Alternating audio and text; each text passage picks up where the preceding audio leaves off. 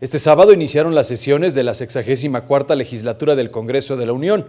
Esto es parte de la agenda de los distintos grupos parlamentarios para los próximos 3 años.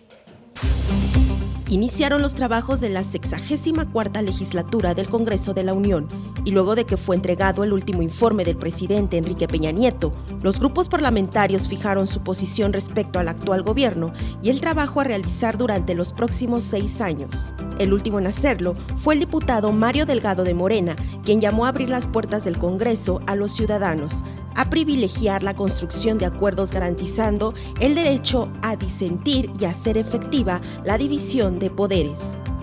Adelantó además que propondrán la creación de la Ley de Austeridad de Estado y la reforma al artículo 108.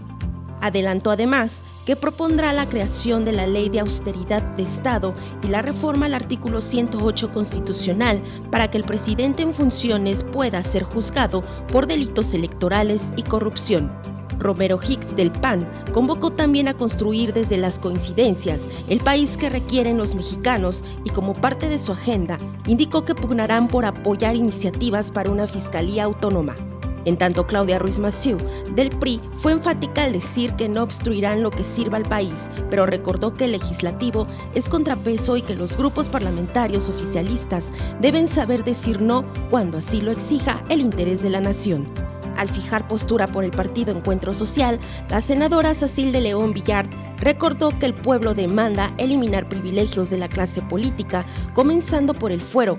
Además, exhortó a los legisladores a que en un acto de congruencia distribuyan con equidad las presidencias de las comisiones en ambos órganos legislativos. José Ricardo Gallardo, del PRD, aseguró que su partido no será obstáculo a políticas públicas y acciones para solucionar los problemas del país, pero aclaró que mantendrán una inquebrantable oposición a medidas que limiten libertades.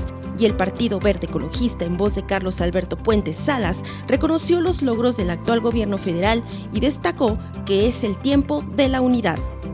María José Valencia, 21 Noticias.